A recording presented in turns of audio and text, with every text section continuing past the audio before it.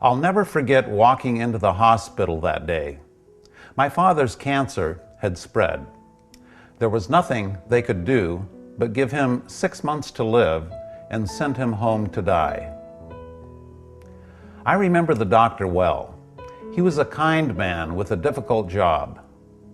I admired my father's courage as he grappled with the news of his impending death.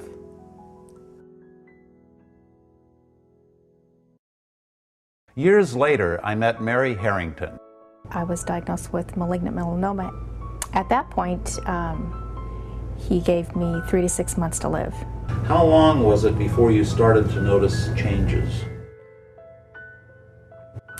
I didn't die. So I knew something was happening. As a matter of fact, we were cleaning vegetables and my son turned around and said, "Mom, weren't you supposed to have..." And I said, "Been gone by now?" "Yes, but here, it's 7 months and I'm still here." 10 months on the diet, I had my first scan. And I was clear, and I've been clear since. Mary's not alone. Every year, thousands of people reverse a wide spectrum of cancers by going outside the system to seek alternative treatments. As I researched these treatments, I couldn't help but think about my father's doctor. Why didn't he know about these? As I've come to find out, if he did know and recommended an alternative treatment for cancer, he could not only lose his license, but go to jail. This didn't make sense to me. It didn't make sense that Mary had to travel out of this country to get simple dietary treatments for cancer. Over the years, I've come to learn that when something doesn't make sense, if you follow the money, you'll usually find the answer. That's when I learned about the business of cancer. As you will soon discover, the search for a cure is hardly the altruistic endeavor you've been led to believe. In fact, it's quite the opposite. Even worse, when you look at the hard numbers, our current cancer treatments are appallingly ineffective. If you're a survivor of conventional cancer treatments, I both admire and congratulate you, because you've not only survived the disease, but the treatment. Unfortunately, you're part of a very small minority compared to the vast numbers of people who did not survive. And regardless how you may feel about conventional treatments, it's important that you watch this, because the chances cancer will return are almost certain unless you start making some big changes in your life.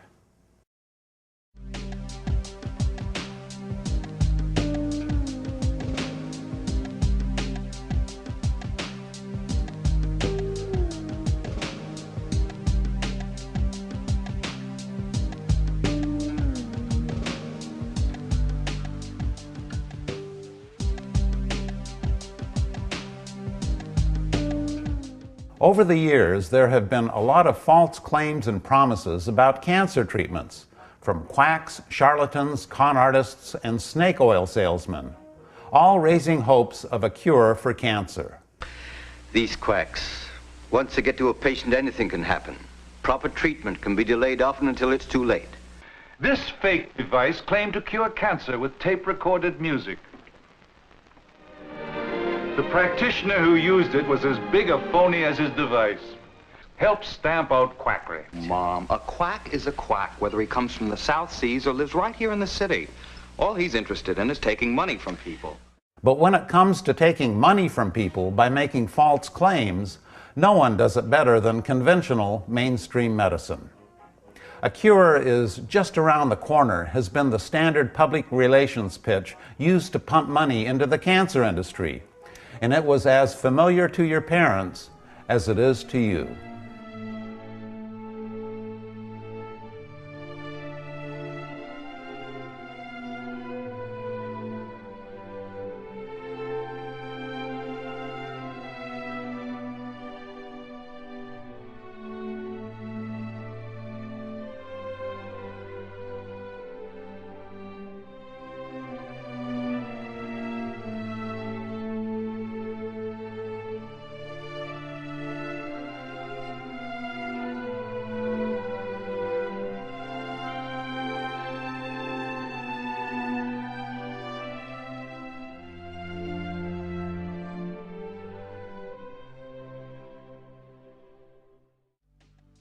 The medical community has been working on a cure for well over 100 years.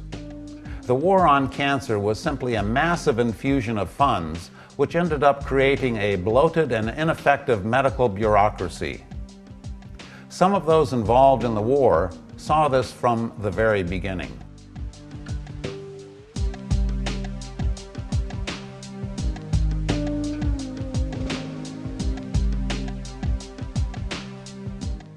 "14 years after the war began, a landmark study showed that chemotherapy, the main weapon in the war, was somewhat effective for only 2 to 3% of all cancer patients, primarily those with the rarest kinds of cancer. And things have not changed since then."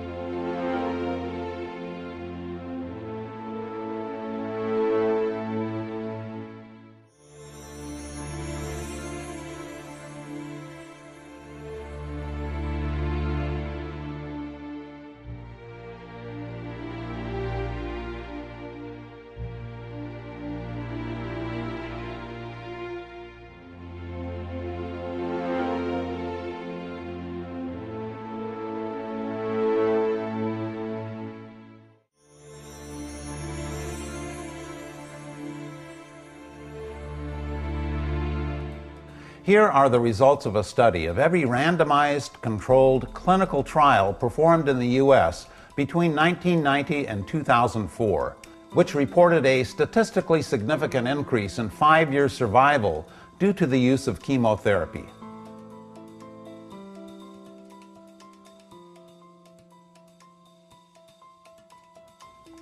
What you see are goose eggs, or near goose eggs, for all of our major cancers. This latest study simply confirmed every study that has been conducted since the war on cancer began. The highest scores, testicular and Hodgkin's, represent only 2% of all cancers, and these rates are themselves not impressive. The medical profession generally considers any drug with less than 30% effectiveness to be no better than a placebo. What you see from studies conducted over the last 50 years is that for our major cancers, the effectiveness of conventional treatments is far less than a sugar pill. One of the problems with our approach to cancer is that it's focused on the tumor. In fact, you could say conventional medicine has a tumor fetish. The appearance of a tumor is like the appearance of idiot lights in your car. They appear only after a problem has developed. So what do? We try to shrink the tumor, cut it out, or we start amputating body parts to get rid of it. Can you see anything wrong with this picture? What caused the tumor in the first place? In fact, a tumor is just a symptom of something else that has gone terribly wrong inside the body. It's simply the tip of the iceberg. If you understand that surgery removes the tip of the iceberg, doesn't cure the cancer, have them take whatever tumor they want to take. If you then understand that they want to give you more treatment, like chemo or radiation, why? Because they couldn't get it all, and they can't remove cancer by cutting a piece. By completely ignoring what caused the tumor, mainstream medicine leaves the fox in the henhouse, and he'll strike again. Don't you think it's strange that someone has cancer only when a tumor makes an appearance, and yet that same cancer has been growing in your body for decades? The average person gets cancer cells in their body every single day of their lives, and cancer cells are circulating throughout your body at all times. In other words, we live with cancer. And the only system capable of both detecting and destroying those cancer cells is your immune system. If your immune system is impaired and a single cancer cell escapes detection, it will set up shop and start multiplying. This chart depicts the growth of a tumor over 8 years. It starts with a single cancer cell. Most cancers will be detected when there are 4 to 10 billion cancer cells in your body. Instead of early detection, mammography and similar techniques should be called late detection. On average, the tumor is already 10 years old and has almost always spread to other parts of the body. When a tumor is detected, hospital staff try to pressure frightened patients into immediate treatment, despite the fact the tumor has been with the patient for years, sometimes decades. And with only a few exceptions, the tumor is neither health-endangering nor is it life-threatening. The first thing people have to realize, and I deal with a lot of cancer patients, is this is a slow-growing disease. And they've got time to think about this. The problem is that the doctor puts them in a situation where they feel like they have to make the decision within hours to get the breast cut out or the prostate cut out or the colon, piece of the colon cut out. And the truth of the matter is this disease on average has been going on for 10 years before they discover it. And it'll probably go on another 10, 15, or 20 years before it kills them. So it's a very slow-growing disease, and patients should in a sense, be patient and consider all the decisions, all the possibilities, and to not panic. In many cases, doctors will try to rush a person to make a decision right then, and they scare them by saying, we have no time to wait. That I needed to immediately do chemotherapy, radiation, and then a bone marrow transplant. And that they were also going to do a double mastectomy just in case I ended up with breast cancer. Many people think that chemotherapy will get rid of all the cancer cells, but even high-dose chemotherapy will not get them all. Chemotherapy works just like a pesticide. Just as there will always be a small percentage of insects that are resistant to any pesticide, there will always be cancer cells that are resistant to any combination of chemo treatments. The resistant cells will survive the treatment, reproduce again, and eventually come back with a vengeance, just like insects in the field. The tumor becomes resistant and actually turns this chemical poison into food. Now the chemo poisons and worsens the patient. Okay, now we give you some new chemo, a different one, that the tumor has not yet developed a negative response to. Okay? And often that one still works for a little while. But then it doesn't work anymore. All it does is poison, poison. You cannot heal with poison. That's the answer. You cannot heal with poison. This is just one reason there is such a high rate of recurrence with conventional treatments. They've had the chemotherapy and the radiation, and for a while they thought that they were cured. They will call me and they'll say, I had this back in 2001 and I did this surgery and the chemo and the radiation, but then it came back in 2003, and I did more chemotherapy and radiation, but then it came back again, and now it's back again. What am I going to do? Over 90% of the people that have cancer will have a cancer return. And this is what they're telling us. Do you not want to believe their statistics? I do, because I think it's over 90%. Well, you think about it as recurrence. It's actually not recurrence at all. It's just continuation of the disease.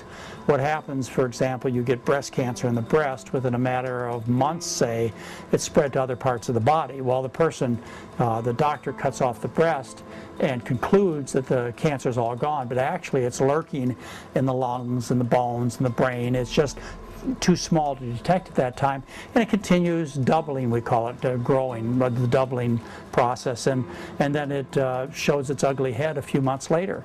So it's not like it's in remission or somehow it's cured and it comes back.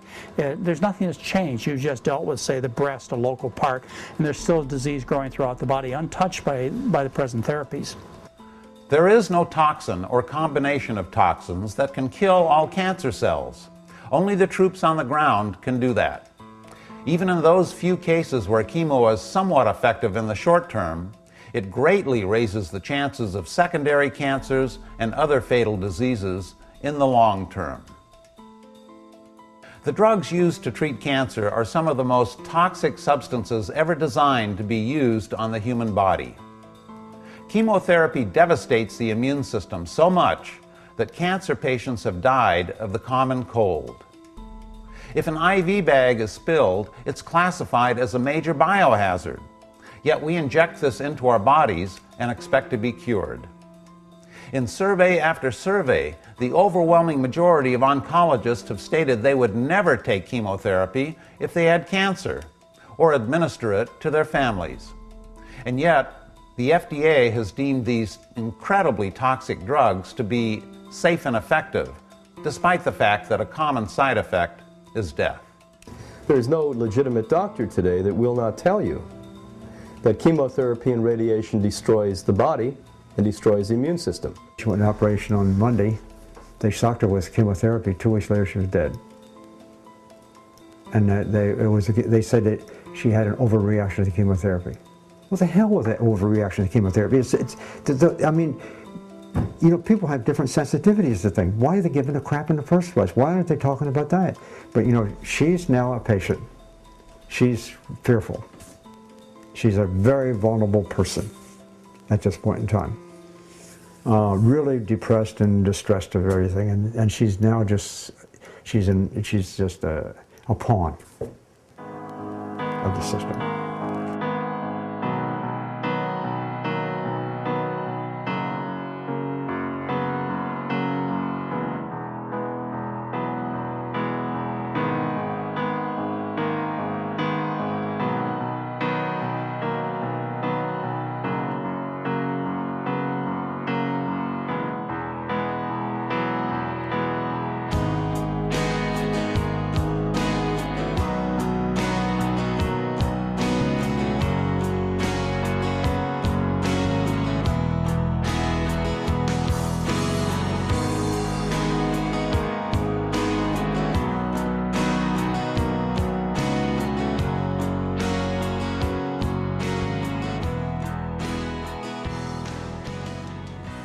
Here are a few of the side effects of radiation and chemotherapy treatments.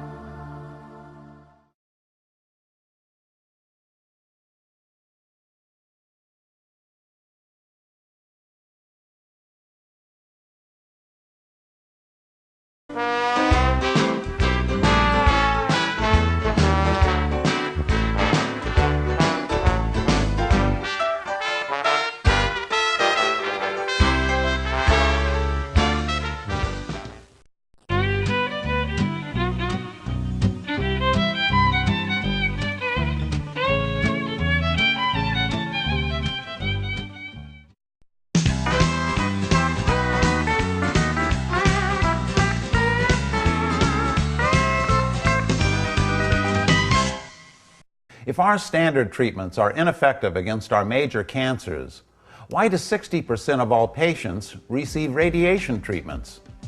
Why do 67% get surgery? And why do 80% of all cancer patients receive chemotherapy? How can the cancer industry get away with using such ineffective treatments when the results are pathetic and in almost all cases far less than what you would expect with a sugar pill? They get away with this because, one, conventional treatments are the only game in town, And 2, because there are massive sums of money at stake for the medical, pharmaceutical, and financial industries, which profit greatly from using treatments that do not work. You might be thinking, but I've read in newspapers that we're making gains against cancer. What you read is part of a phony good news campaign the cancer industry relies on for continued public funding. Here is how this campaign was described back in 1987. As a rule, the good news comes as an announcement that the 5-year survival rate for one or another form of cancer has increased. Here's a typical headline that was carried in every newspaper in the U.S. The number of cancer survivors has tripled. The chances of surviving for 5 years has soared. This gives the impression we are actually winning the war on cancer. Magically, the cancer industry has created good news from bad. Unfortunately, they're not talking about long-term survival rates, but just 5-year survival rates. In fact, the cancer industry has adopted a rather peculiar definition of a cure. Normally, a cure is defined as the elimination of a disease. In the case of cancer, a cure simply means you're still breathing 5 years after diagnosis. In fact, a cancer cure does not mean the disease has been cured at all. At the end of the 5th year, you could still have cancer, and if you're still breathing, you've been officially cured. Of course, if you die of cancer in the 6th year, you will be officially cured of cancer and dead of it at the same time. No other disease in the history of the world has had such an Alice in Wonderland definition of a cure. You can live 5 years with AIDS, yet no one will claim you're cured of AIDS. You can live 5 years with heart disease, but not a single health institution will say you've been cured of it. But if you live for 5 years with cancer, you're cured, whether you agree or not. Why then is such an absurd definition used with cancer? Because it's the only way to create the illusion we're making progress in the war against cancer. If you had breast cancer in 1930 and you have breast cancer today, your prognosis is pretty much the same. Nothing has really changed. Early detection is the main device the cancer industry uses to deceptively raise cure rates. When the cancer industry says that early diagnosis means you have a better chance of being cured, all they are saying is that you have a better chance of breathing another 5 years. Not because of treatments or because you're living longer, but because the diagnosis was done earlier. Suppose you have a man who died of cancer at the age of 70. If he was diagnosed at age 67, he would not be cured because he had only 3 years left in his life. But if he was diagnosed at age 64, he would have been cured because he would live for 5 years with the cancer before he died of it. Early detection makes it appear as if somehow the treatment is making people live longer, when in fact, they are not living longer. When studies have compared treated and untreated patients, they show untreated patients actually live longer than treated patients, and obviously with a higher quality of life. Most people are shocked to learn that untreated patients live as long or longer than treated ones. But what would you expect from drugs that do great harm and give benefits no better than a sugar pill? When we're dealing with the major cancers like colon, breast, prostate, lung, pancreas, there's extremely little benefit from therapy. So certainly this is a point of view that should not be dismissed, that leaving cancer untreated may result in longer survival.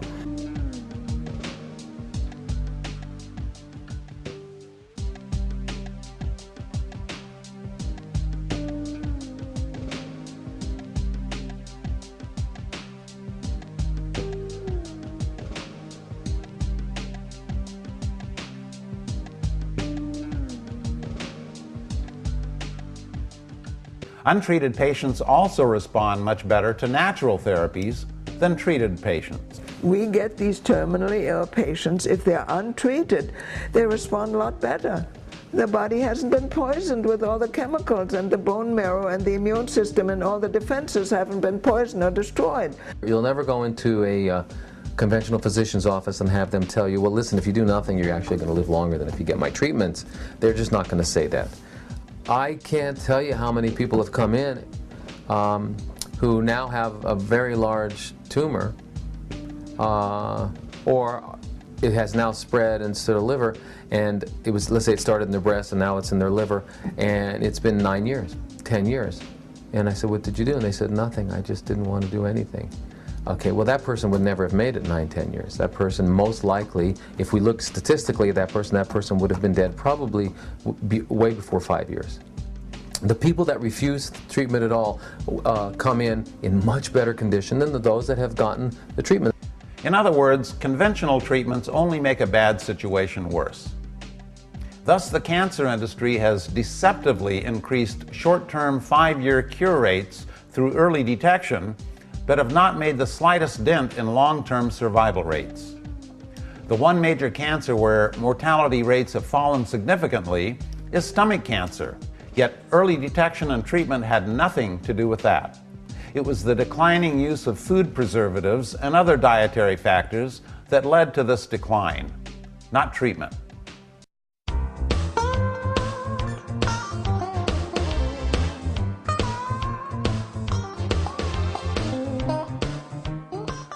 There are many other ways the cancer industry fools the public.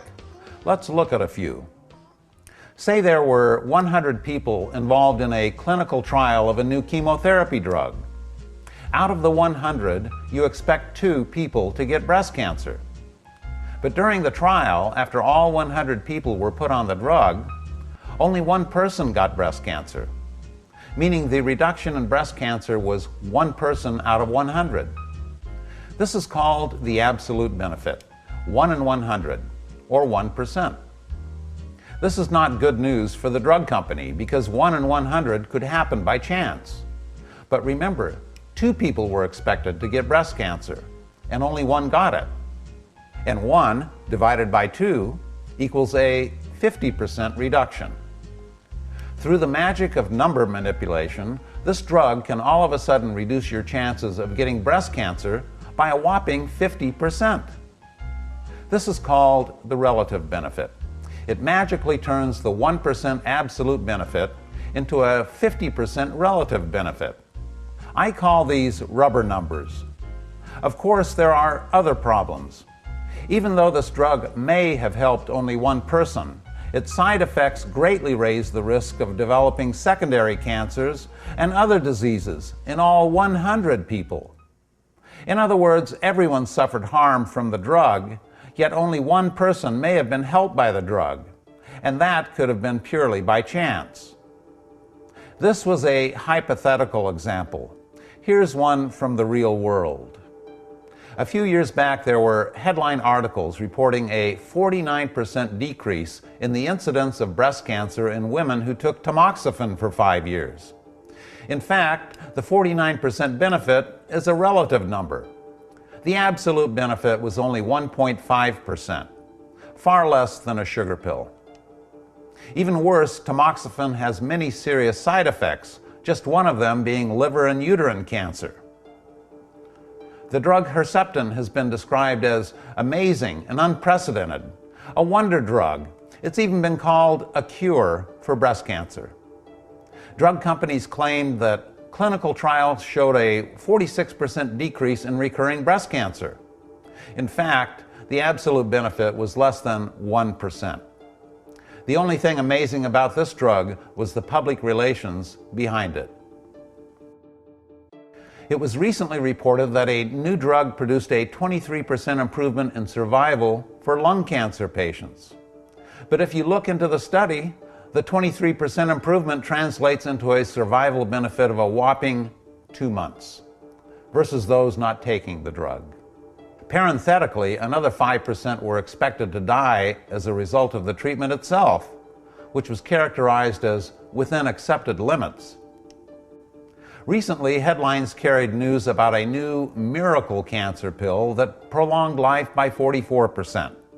Translated, that means if you take this miracle pill and endure its side effects, you may live a whopping 3 months longer. He did offer for me to do chemo. and he said I might live, if we got the right formula, I might be able to live 3 extra more months. I've asked them, I've asked the patient, in fact this past weekend, what did this chemotherapy do for you? And they said, it helps me 4%. And I said, what does that mean? And they had no idea. They just kept saying 4%. And that just showed that they were trusting the doctor, but they had no idea how this was helping them, and in fact that it wasn't helping them at all. And when I explained to them what that actually broke down to be, they were shocked. What we have is a continuum with cancer drugs. On the left, a few might get helped. On the right, a few die. And along the entire continuum, everyone suffers severe side effects, which could result in later death.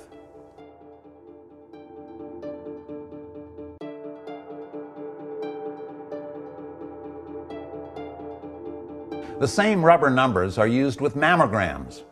The cancer industry will cite studies showing that 20% of women who receive regular mammograms live longer. This is a total deception. That 20% death benefit was a relative number.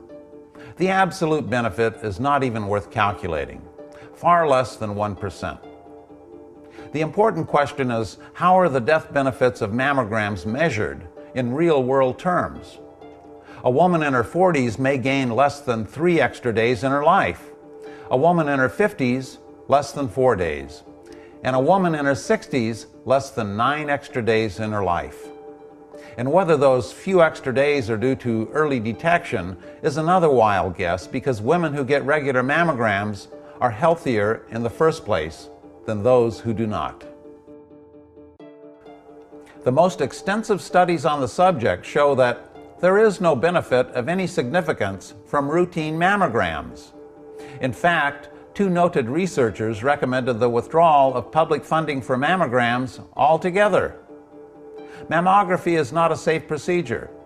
It does not prevent breast cancer, it doesn't cure it, it often fails to detect it, and may in fact later cause the cancer it was supposed to avoid. This was the conclusion of a recent study. Screening for breast cancer with mammography is unjustified. There is no reliable evidence that screening decreases breast cancer mortality. When doctors explain benefits in absolute terms, few women choose to get mammograms. When making a treatment decision, don't fall for rubber numbers because they'll bounce on you just like a bad check. Always ask for absolute benefits. Out of 100 people, how many will benefit? And what is that benefit in absolute terms? How many more days or months is this going to buy you? So, you can go and look at the fact that these treatments do not work in the vast majority of cancers, and you can take the papers and you can set them down in front of your doctor, your oncologist, and you can look them in the eye and say, look, this is what I read. Now you tell me that if I don't have this therapy that I'm going to die, or somehow this therapy is going to cure me. That's what you're implying. But here's the research, sir, ma'am. It says something different. Now how about let's discussing this in all honesty? And that's what patients really ought to do.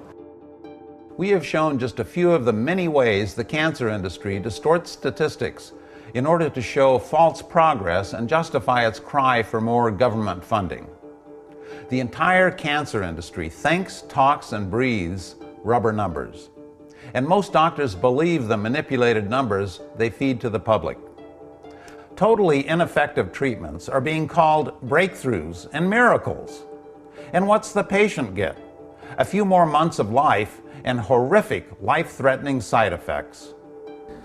In most of the studies that you'll look at, they're looking at perhaps 60 to 90 days increase of lifespan. Not whether or not that lifespan was worth living. If the cancer industry was honest and presented their findings in absolute numbers instead of rubber numbers, they would be out of business.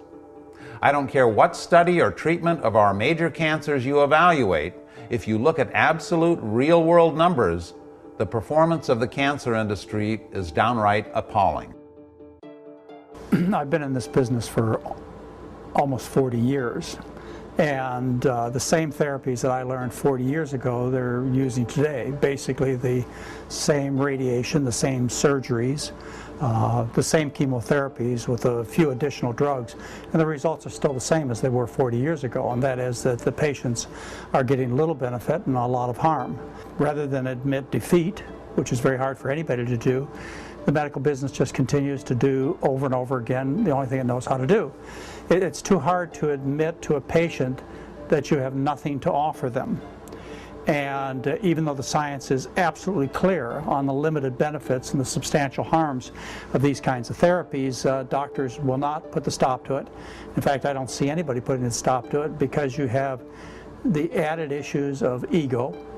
In other words, the physician is treating, is in charge, is in delivering powerful medicines, as is in control. And you have the other additional factor which always dominates, and that's money. I mean, this is a huge business. Entering a hospital with cancer is like entering a liquor store to buy a lottery ticket. There may be a few winners, but everyone else is a loser. And at the end of the day, the big winner will be the house. In this case, the cancer industry.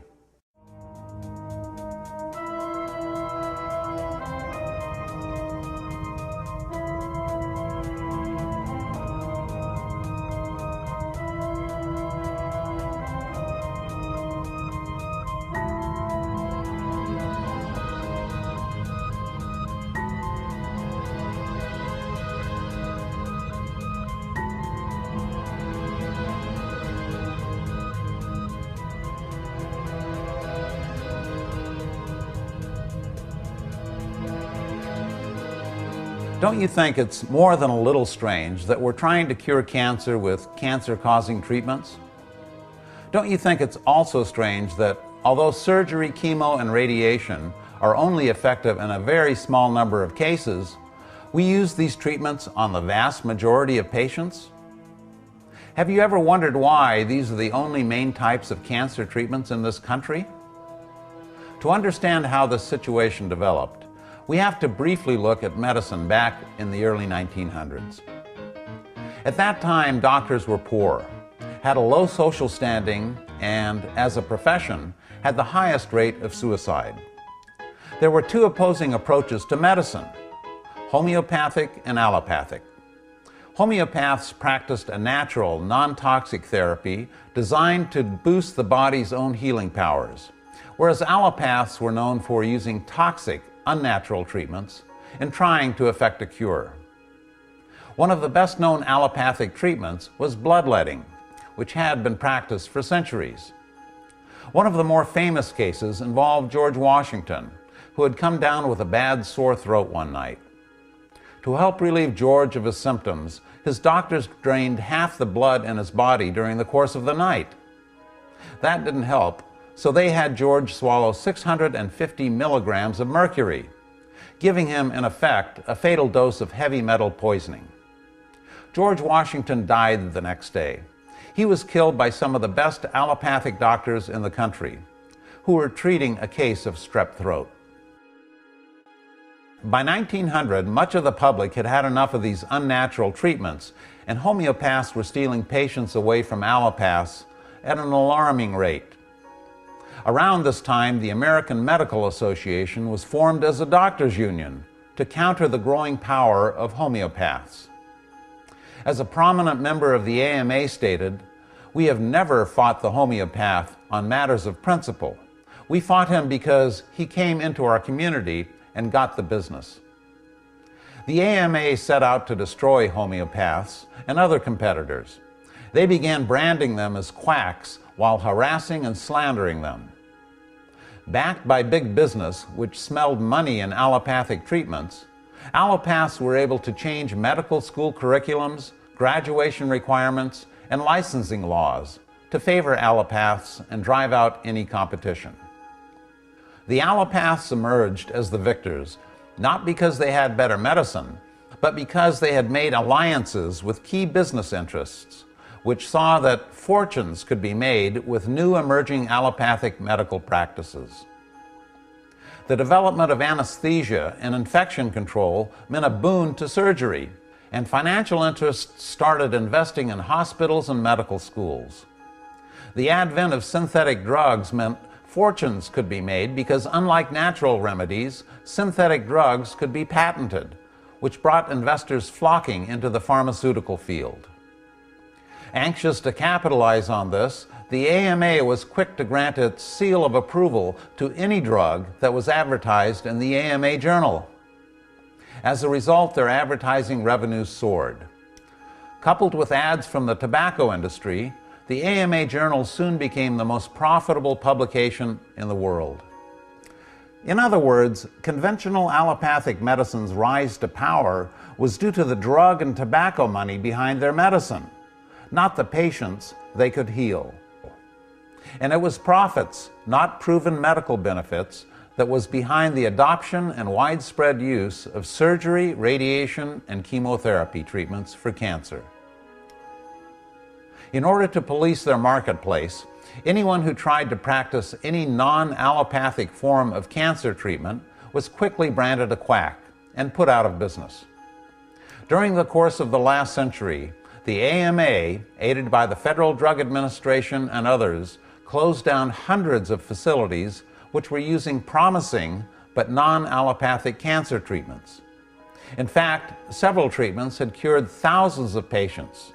These were well documented, with reputable doctors confirming both the cancers and the cures. In the case against Dr. Max Gerson's nutritional treatments of cancer, Morris Fishbein, the head of the AMA, attacked Gerson for treating cancer patients with diet and warning them against cigarettes. Gerson had written extensive papers on his cancer therapy, which were published in the best European medical journals, but he was blackballed in the US, and only one of his papers was published. One paper, his first paper, was published, okay, and thereupon the pharmaceutical, especially the medical journals and the medical outfits, blackballed him. And we had word from one of the publishers of a prestigious American medical journal who said, Dr. Gerson, your papers are wonderful, we would love to publish them, but we have been warned by the AMA, if we publish any of your material ever again, no licensed physician will ever contribute to our journal again, which is the end. So he couldn't publish anymore. He would get phone calls, this was never in writing.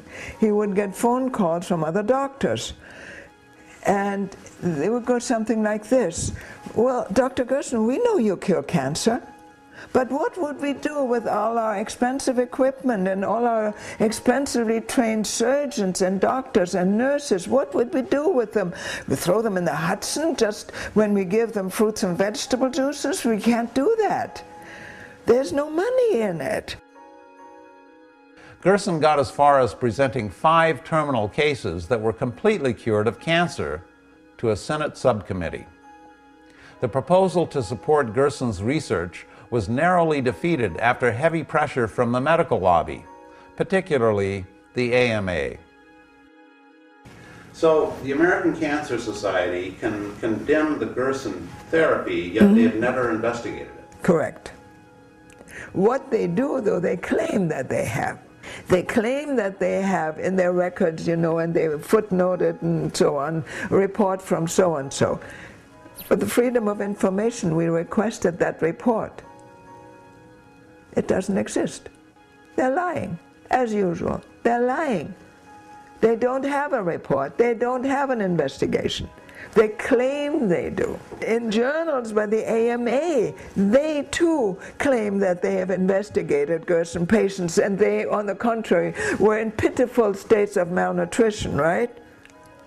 That's all they say about the Gerson therapy. And we asked for that report under the Freedom of Information Act, and they simply told us it doesn't exist. There is no such report. But they won't tell you or anybody else who is inquiring. For years and years, we've had public invitation to any doctor who wishes to come and wishes to examine the records. They're welcome. The laboratories used by Dr. Gerson were threatened with economic ruin if they continued to provide services for him, and even attempts against his life were made. Gerson cured Albert Schweitzer's wife of tuberculosis after conventional treatments had failed. Gerson also cured the Nobel Prize winner of his own type 2 diabetes. This is what Albert Schweitzer said about Max Gerson. "I see in Dr. Gerson one of the most eminent geniuses in the history of medicine." Max Gerson was good enough for Albert Schweitzer, but not good enough for American allopathic medicine, which shut down the Gerson Clinic and forced it to flee to Mexico. Another case was Harry Hoxsey.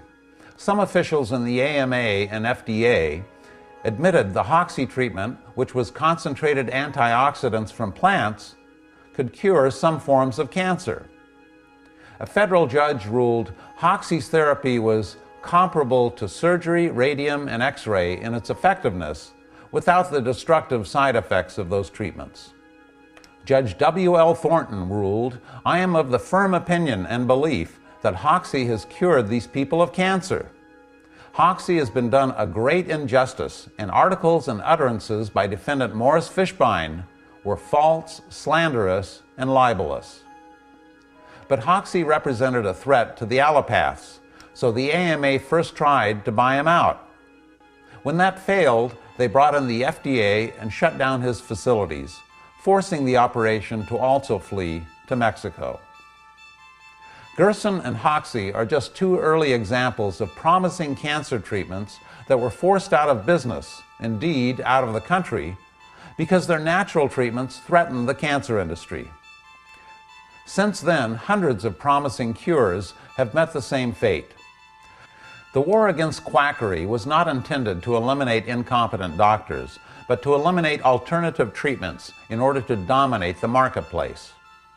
In a federal report to Congress, the AMA, National Cancer Institute, and the FDA were charged with organizing a conspiracy to suppress a fair, unbiased assessment of Harry Hoxsey's treatments. And to date, there has never been a fair and unbiased assessment of alternative treatments for cancer. The assessments that have been done were all rigged to guarantee failure.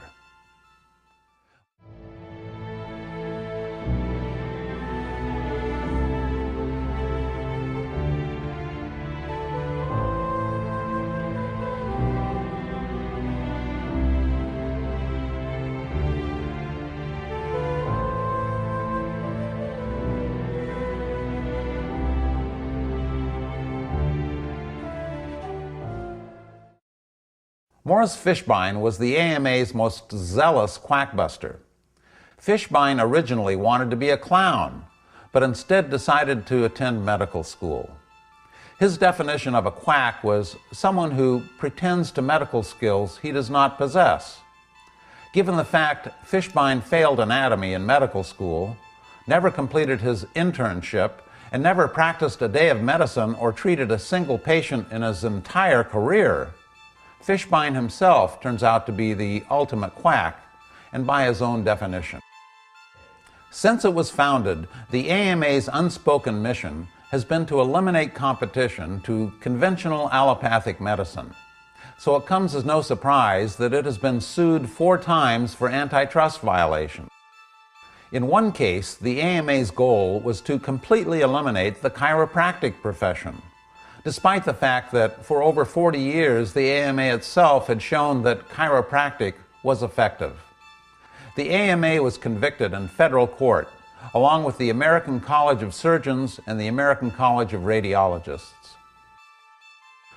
The author of the book, The 100-Year Lie, relates how he suffered a very painful back injury. He was rushed into the hospital, put on a morphine drip, X-rayed and given a prescription for strong narcotic drugs. The visit to the emergency room cost him $700. On the way to the pharmacy, he happened across a chiropractor's office and decided to go in. After half an hour, his pain was completely gone and has never returned. The session cost him just $55. This is the same profession the AMA was trying to destroy. As Chester Wilk has said, If there is ever an organization that deserves a congressional investigation for dishonesty and fraud, it is the American Medical Association. The AMA was not alone in suppressing cancer treatments, as it had powerful assistance from other players in the cancer industry.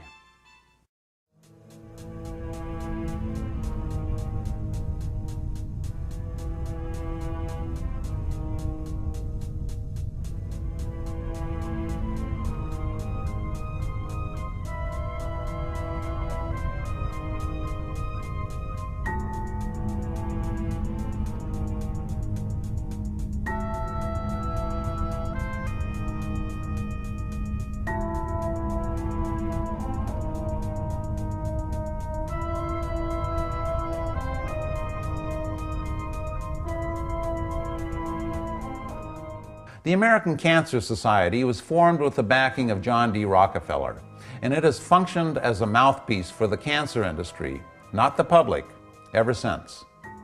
The American Cancer Society's mission statement says they are dedicated to eliminating cancer as a major health problem. The Chronicle of Philanthropy reports, however, that the ACS is more interested in accumulating wealth than in saving lives. The ACS, in fact, is the wealthiest nonprofit in the world, with net assets over $1 billion. Not surprisingly, it has consistently been given the lowest rankings in charity evaluations. Despite this wealth, its aggressive fundraising campaign pleads poverty and laments the lack of available money for cancer research. Aside from high salaries and overhead, most of what is left in the ACS budget goes into research that directly benefits pharmaceutical and radiological companies. That early detection is almost the sole mission of the ACS should come as no surprise, since the mammography industry has infiltrated every nook and cranny in the ACS, and 5 radiologists have served as ACS presidents. For an organization supposedly fighting cancer, the ACS has adopted some strange positions in the past. Here are a few examples.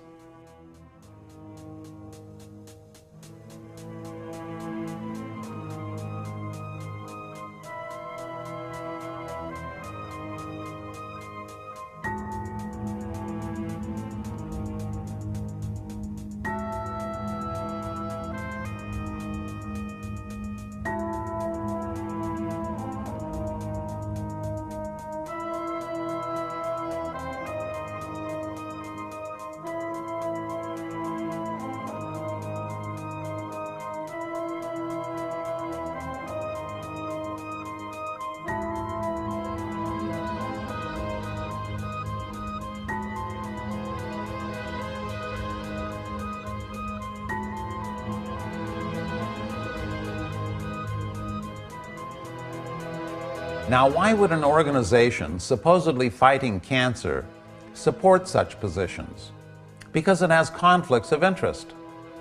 Members of ACS boards have included representatives from herbicide, chemical, fertilizer, and pesticide manufacturers, as well as other industries that buy off the ACS with money while polluting the environment with cancer-causing chemicals. The maker of the world's top-selling breast cancer drug, tamoxifen, has been the sole funder of the National Breast Cancer Awareness Month for years. This drug company is a spin-off of one of the world's largest producers of pesticides and other industrial chemicals, including those linked to breast cancer. Judged by its history, the ACS's mission is to raise money that will ultimately benefit the pharmaceutical and mammography industries, as well as opposing regulations that would ban chemical carcinogens.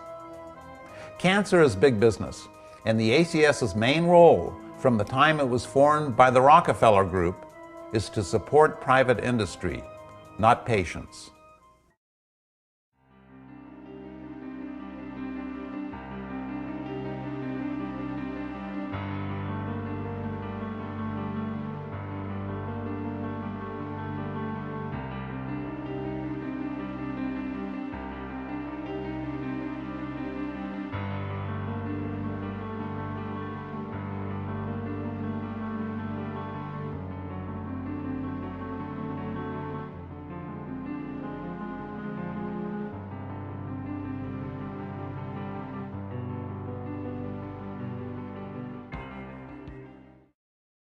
The FDA is the enforcement arm of the cancer industry. It passes regulations that favor the industry and shuts down any form of unconventional treatments that would threaten industry profits. It has a revolving door with the drug industry as officials change places on a regular basis. FDA testing protocols are often set by the drug companies themselves and then adopted by the FDA.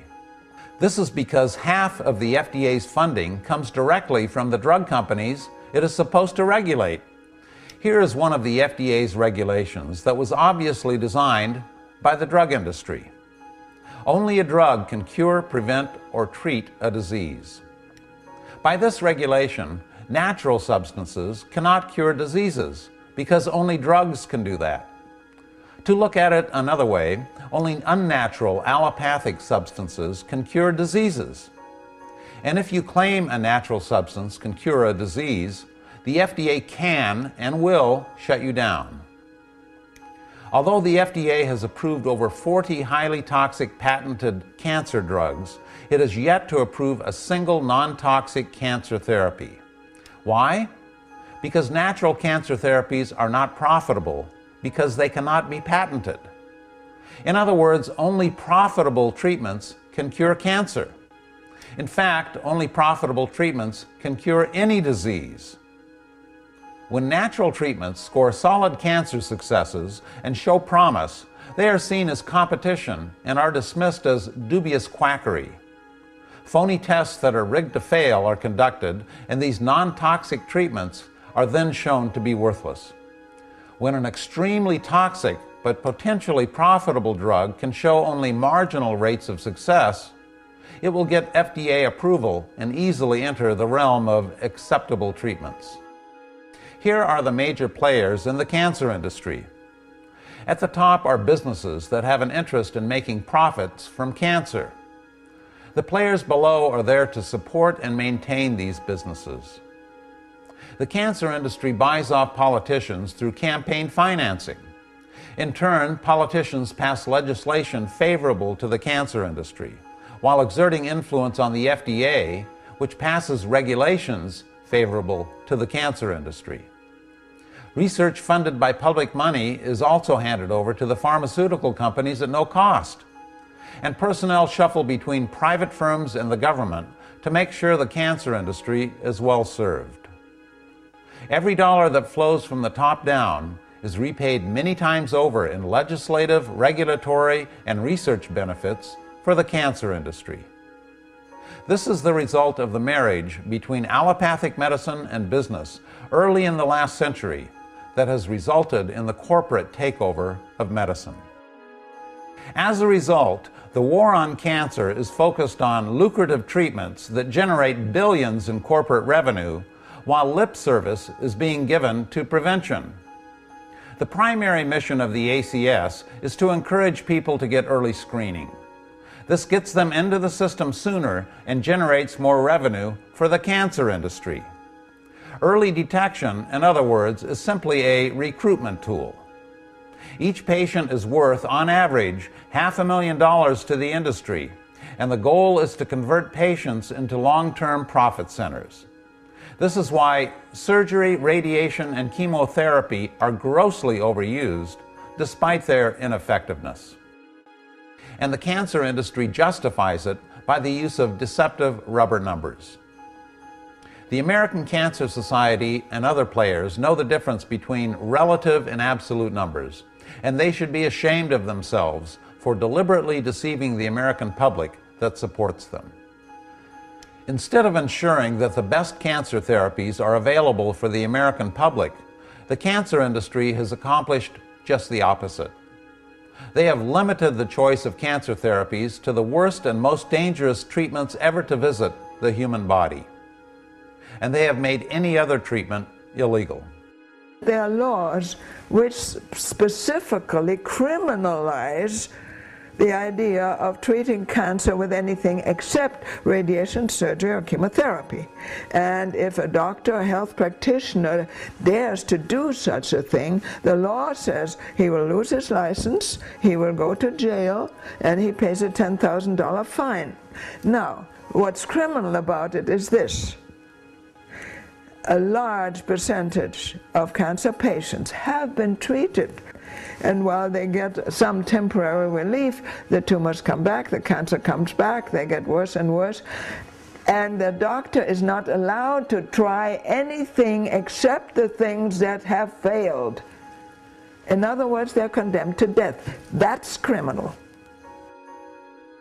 In the mid to late 1800s, women who had been diagnosed with hysteria had their uterus, cervix, and ovaries removed in order to fix their hysteria. Hysterectomies became a common fix to a host of psychological and physical problems well into the 20th century. We now know that almost all are not necessary. In the 1800s and before, bloodletting was thought to be effective. Most people swore by it.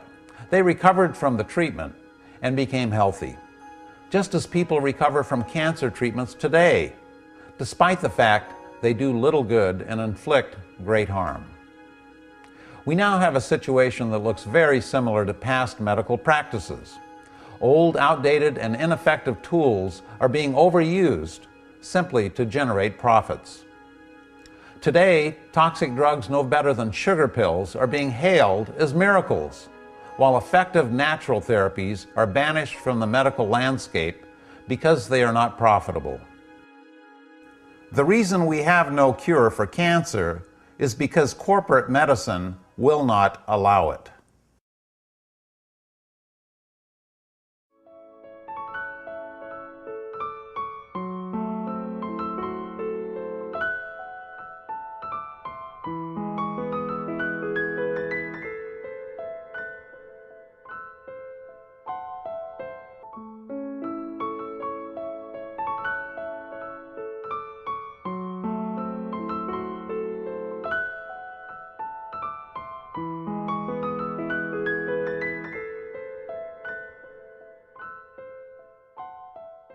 You've heard a lot of reasons why cancer is spreading.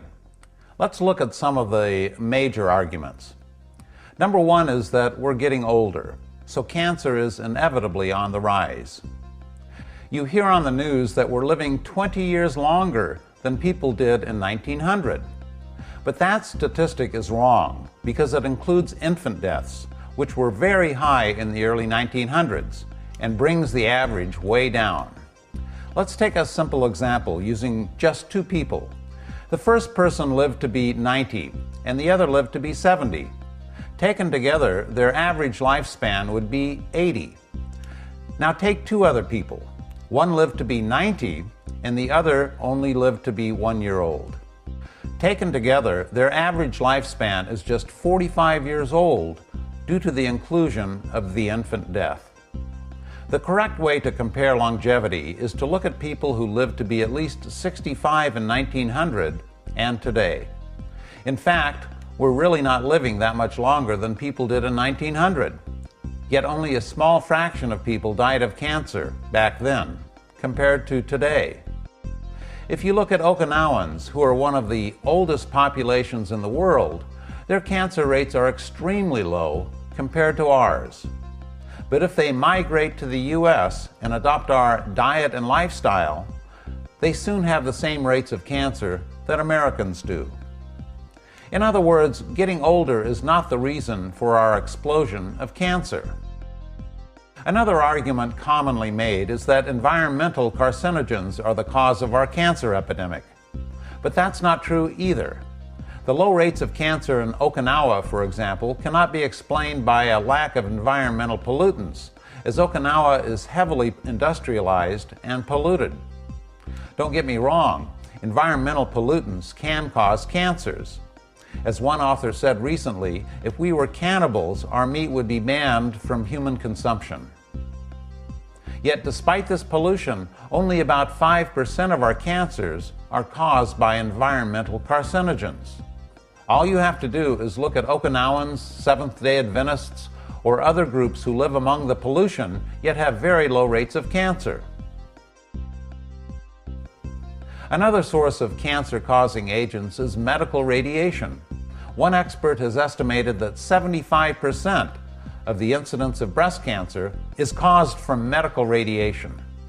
And although mammograms and other sources of radiation do contribute to breast cancer, they are not the primary cause. Why? The explosion in breast cancer started long before the widespread use of mammography. Some people also like to blame cancer on genetics, but genetics accounts for a small percentage of all cancers, only about 2%. Except for this small number, what the vast majority of us are inheriting from our families are bad habits, not bad genes. I'm Italian. My family, what runs in my family are strokes, heart attacks, high cholesterol. Well, that's not what runs my family. What runs in my family is eating pasta, bread, brujol, sausages, and meatballs. That's what runs in my family. You're neither doomed by a bad gene or saved by good ones. You can have a bad gene, but it does not mean it will become active, because most bad genes are not active unless the right conditions appear in the body. When this happens, they wake up and cause trouble. And most of these awakenings are the result of diet and lifestyle. There is a genetic propensity to all diseases, but most people wouldn't realize their genetic propensity if they didn't stress their genes with unhealthy habits. Like, for example, some families, people get lung cancer when they smoke. You know, in other families, they get emphysema. So our lung cancer and emphysema in smokers due to genetics. You step back and you say, of course not, they're due to this stupid habit of smoking. And it's the same thing with cancer and heart disease and diabetes. Yes, you have some genetic strengths and weaknesses that you present to life, and when you do things to yourself like smoke or drink alcohol or eat rich foods, those genetic strengths and weaknesses may express themselves. But if you never did that, you'd never find out whether you had a tendency to breast cancer, prostate cancer, colon cancer, diabetes. You would never find out those things because those problems do not occur in populations of people who eat a diet based on starches, vegetables, and fruits. You just don't see prostate cancer, breast cancer, colon cancer. Nobody has them. You know, hundreds of millions of people, nobody has them. Since bad genes awaken due to changes in the body's environment, you can put them back to sleep with changes in diet and lifestyle. It's been shown, for example, that women carrying the mutated BRCA1 gene can reduce their risk of breast cancer up to 65% by simply losing weight. In fact, there are many other ways that women can greatly reduce their risk of activating bad genes through simple diet and lifestyle changes. So even though you have the genetic predisposition, lifestyle will dampen that completely, and the gene does not have to manifest. What do you think about healthy women getting preventive mastectomies in order to avoid breast cancer? You know, it's almost I find it hard to even talk about because it's absurd. You know that, anyway, that would be like saying everyone, as soon as you finish your periods, you go in and you get all your ovaries and your uterus is out, and men should have their prostates removed. I mean, that's not the problem.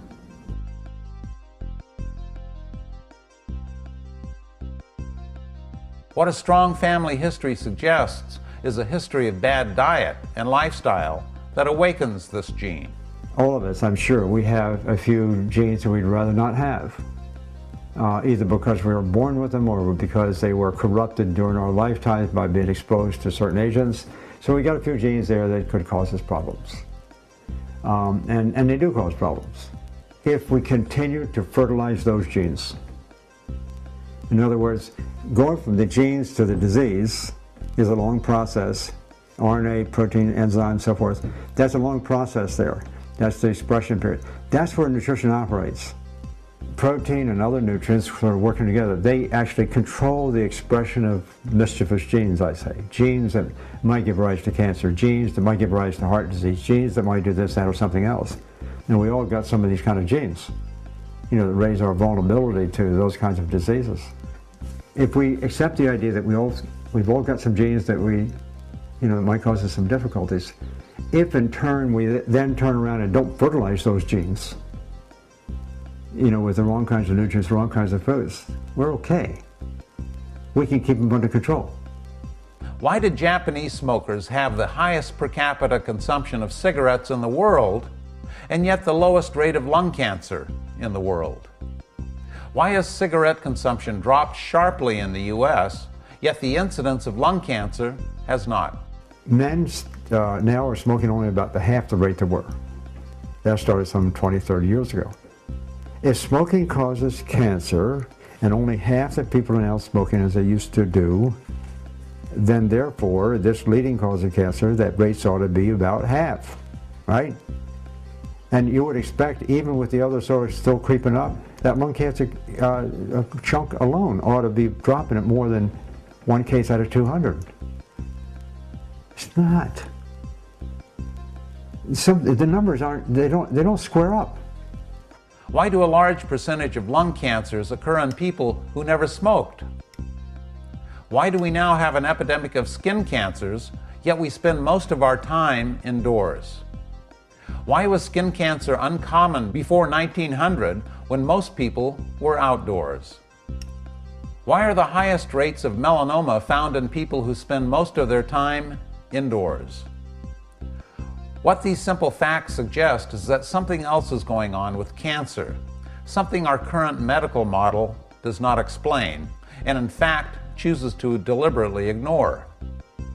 Only when you look at diet and lifestyle can we explain all the seeming contradictions with cancer, particularly the rise in the consumption of animal and refined foods, along with the corresponding decline in the consumption of whole plant foods.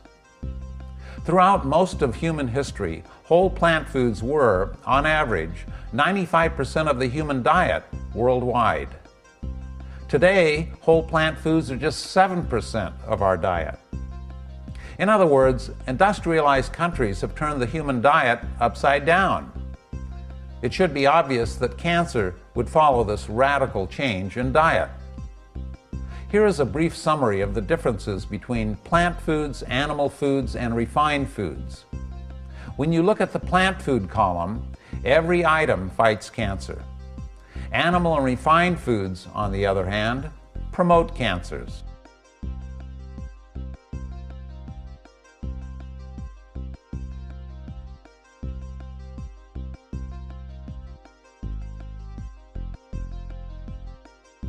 Most people will accept the notion that eating a diet high in plant foods will prevent most cancers. These same people, however, find it difficult to believe that you can actually reverse cancer by adopting a plant-based diet. In this sense, it's useful to think about Nathan Pritikin, who was the first person to prove that heart disease can be reversed with a plant-based diet. At the time, mainstream medicine said this was simply impossible.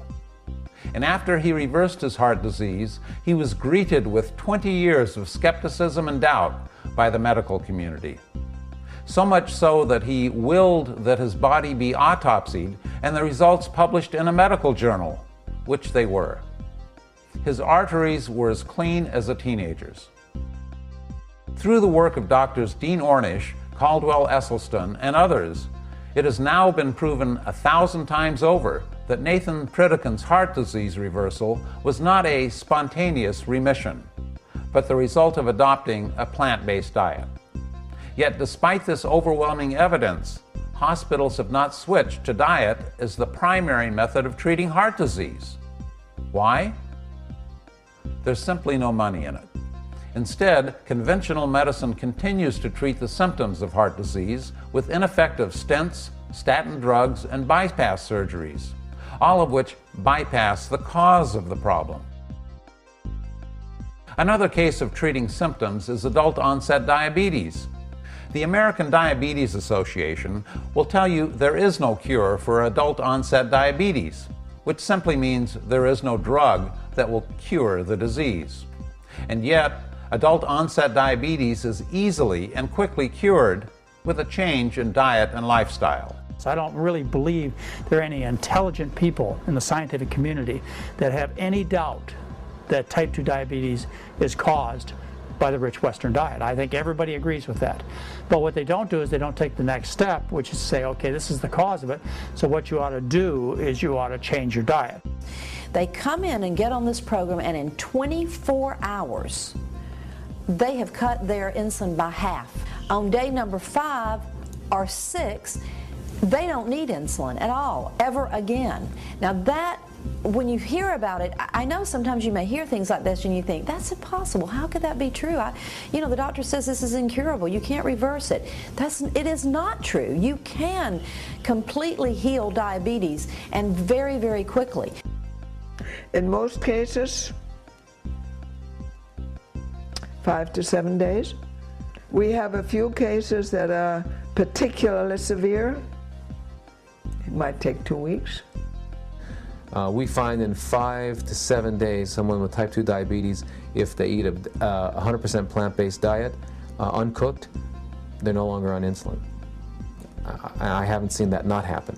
So yes, the emphasis on treatment by the American Diabetic Association, by the American Heart Association, by the National Osteoporosis Foundation, and so on, they're all in the wrong direction. But they have a lot of big industry money that keeps them focused in that bad direction too.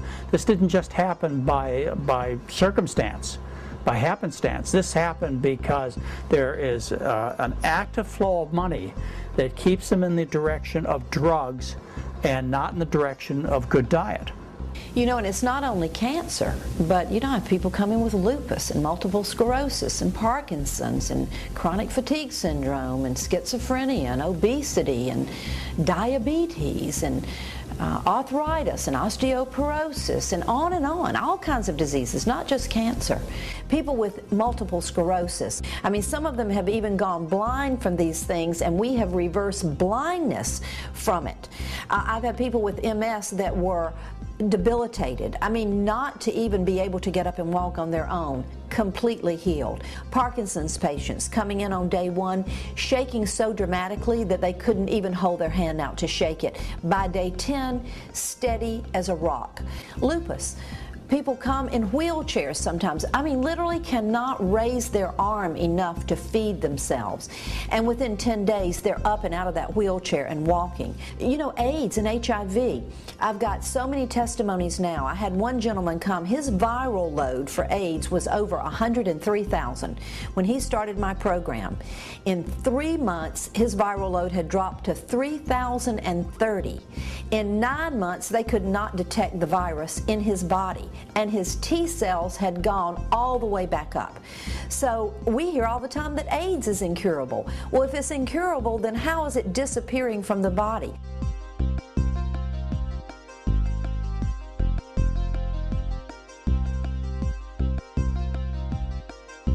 As you'll see, our major cancers can also be healed with diet.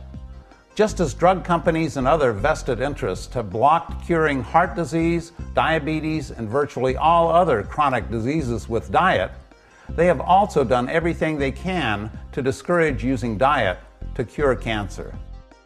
Diet, in fact, is the 800-pound gorilla sitting in our kitchens that is causing virtually all of our major diseases. Yet conventional medicine continues to ignore this gorilla's presence. Since the early 1900s, allopathic medicine has seen any natural cure, such as diet, as a threat to their bag of profitable, toxic treatments.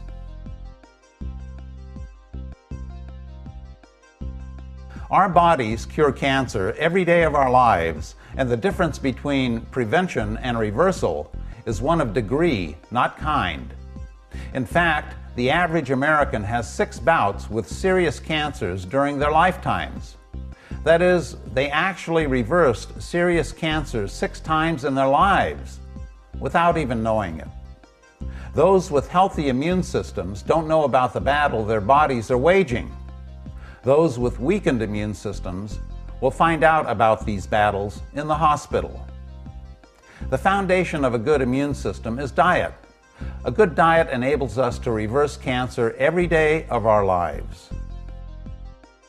Conventional medicine classifies cancer reversals as mysterious, spontaneous regressions.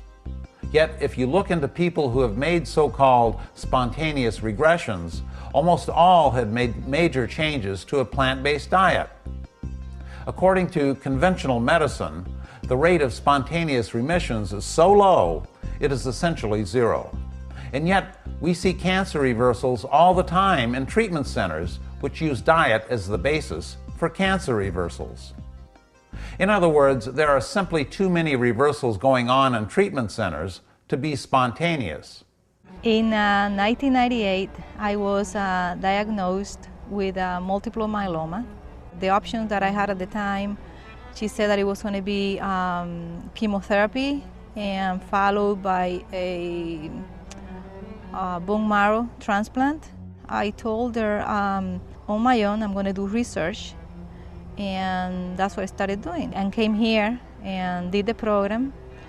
And in 2002 I had a bone marrow aspiration, a biopsy, and I was cancer free. When confronted with the evidence of natural cancer reversals, most doctors will go into denial, saying there was a delayed response to conventional treatment, despite the gross ineffectiveness of those treatments. When there was no previous treatment, they will say it was misdiagnosed and not cancer in the first place. When the cancer is proven by surgery or biopsy, they ultimately fall back on this spontaneous regression excuse, all because these cancers do not fall within their medical understanding. And they will never admit to diet having anything to do with cancer reversals, simply because they know nothing about how powerful nutrition can be. I kept all my records, always got a copy of everything. And some of the doctors that are out there actually said I was misdiagnosed. They will not they would not give credit to the diet. No, he didn't want to hear it. He would ask me on the diet, after 3 months passed, and then, I was noticeably not dying after 3 months, and then 6 months, I didn't die, and I was actually looking better. He would ask me, so what are you doing now? And I would start to tell him, and he'd cut me off and didn't want to hear it. But other doctors are overcoming their skepticism and are starting to get the message. My own medical doctor that diagnosed me, he ended up writing the foreword in my book, Living Foods Lifestyle. He sends his patients to my center today, still.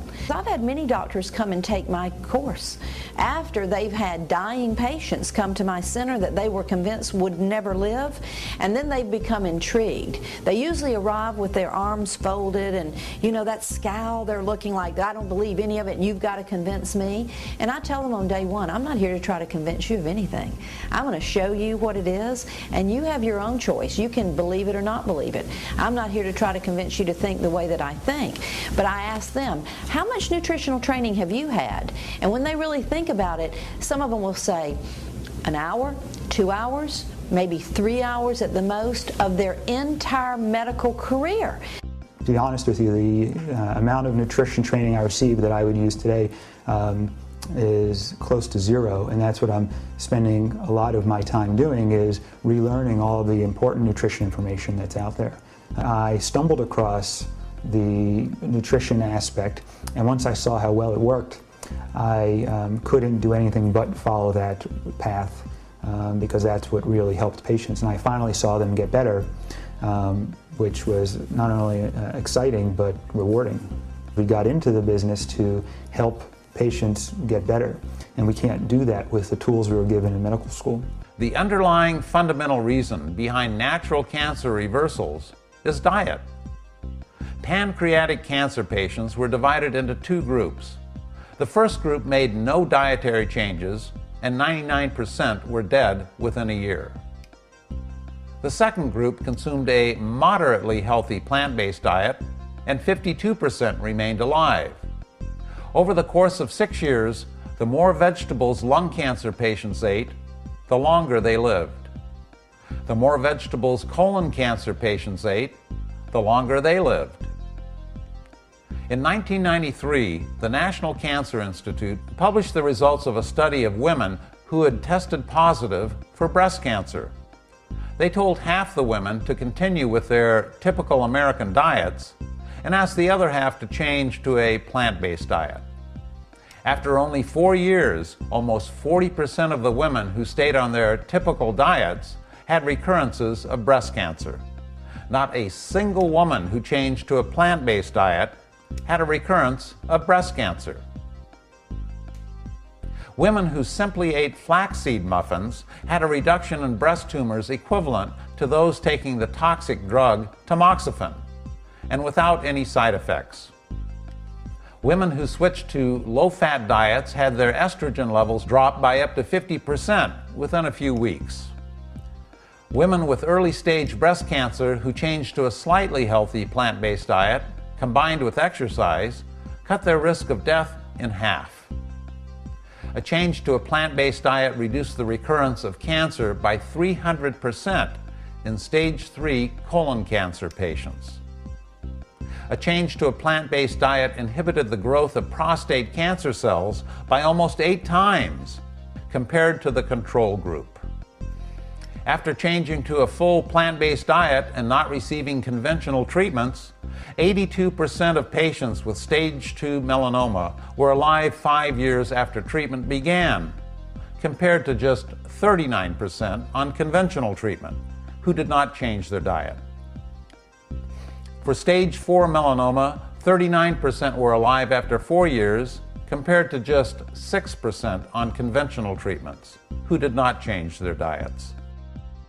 In another study, patients with malignant melanoma who adopted a plant-based diet in stages 1 and 2 had a 100% survival after 5 years. For those who adopted the diet in stage 3, there was a 71% survival. For stage 4, there was a 39% survival after 5 years. The median survival time for men with prostate cancer is just 6 years following conventional treatment. For those who rejected conventional treatment and went on a plant-based diet, they were all alive after 19 years. A woman with ovarian cancer wanted to compare conventional therapy outcomes to the Gerson therapy. And they asked the doctor to give her some names and addresses of his former patients. He gave her 20 names, 18 of which had died. Then she asked the same thing of the Gerson Institute, the Gerson Hospital. They gave her 20 names of terminally ill patients, 18 of which were alive and well and answered and were fine, 2 of which had died. Without any medical interventions, without any alternative interventions, without any supplements, without anything like that, here's a woman with a stage 3 cancer that was completely healed within 6 months. In other words, when the outcomes of diets designed to fight cancer are compared to conventional treatments, those diets beat the pants off surgery, chemotherapy, and radiation. What I find interesting is that many of the conventional allopathic physicians and or their spouses come to us and say, please don't say anything. Please let's keep this secret. I don't want my colleagues to know that we're going this route.